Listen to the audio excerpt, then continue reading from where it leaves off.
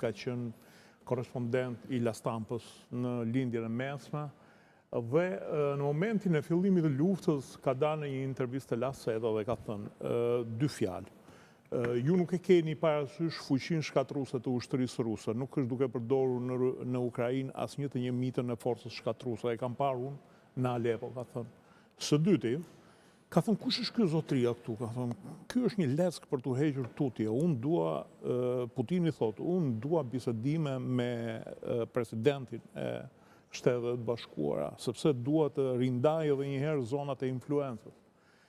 Dhe ja ku dolëm te ky rast. Tash për sa i përket kësaj, se kjo është më tepër një roman i verë, dhe ka qenë i dërguari Trump ka qenë në Kiev dhe ka diskutuar marrëveshjen për metalet e ralla, se janë ndryshe minerale, ndryshe metalet e ralla. Mineralet janë në zonën e pushtuar nga rusët, metalet e ralla që janë ashtu si tha Aveniri, një diçka komplet fiktive, sepse janë të pastudiuara, nuk dihet sa janë vlera e tyre.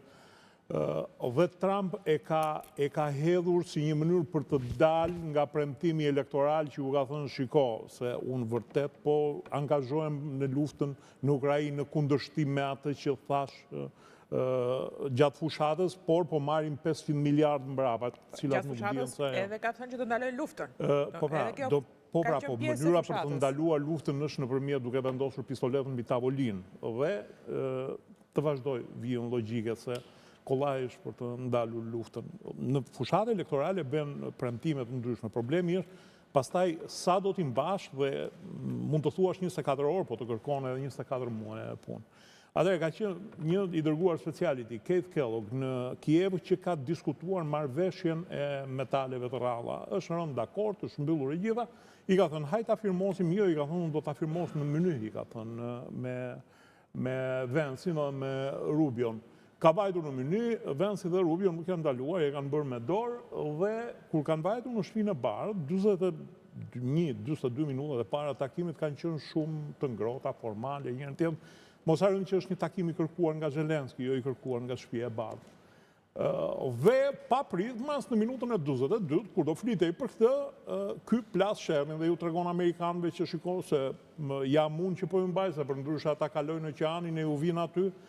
Ndërkohë, ky zotria Biondi, këtu, ai flet për publikun amerikan, dhe amerikanët ndjehen të fyrë, thotë që unë të kam mbajtur ty 3 vjet në luftë, dhe ti qënke ai që më mbajt ke lirin mua, kush e ti që më mban lirin mua? Jam unë s'dua t'ja dim fare as për ty, as për rusët. Si kalokan rusët oqeanin edhe i shkokan i diçka New Yorkun.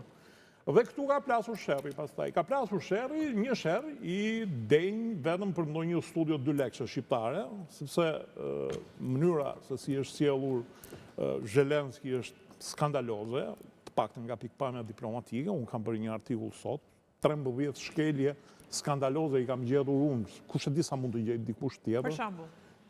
Jo më çfarë Trumpi i ka bërë Zelenski. Po, për shembull, një shkeljet më jep 2 nga ato 13. Atëherë, së pari nuk shkohet me tuta në një takim zyrtar. Me tuta luftarake sikur ke ardhur nga vija e frontit. Jo në një perandori, se është perandoria, jo holografike, po është perandoria më e madhe në botë sot për sot. Përfshin gjithë botën. Nuk mund ta